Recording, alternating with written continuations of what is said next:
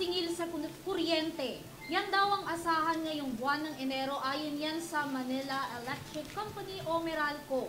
Dahil daw yan sa mataas na singil sa generation charge, spot market at independent power. Sa inilabas na abiso ng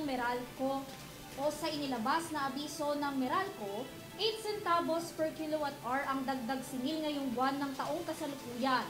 Katumbas yan ng 17 pesos per kilowatt hour sa bawat kabahayang kumukonsumo ng 200 kilowatt hour, 25 pesos sa mga kumukonsumo ng 300 kilowatt hour, 34 pesos sa mga kumukonsumo naman ng 400 kilowatt hour habang 42 pesos naman ang para sa mga kumukonsumo ng 500 kilowatt hour. Matatandaan na noong nakaraang buwan umabot lamang sa 7 centavos per kilowatt hour ang generation charges sa Meralco.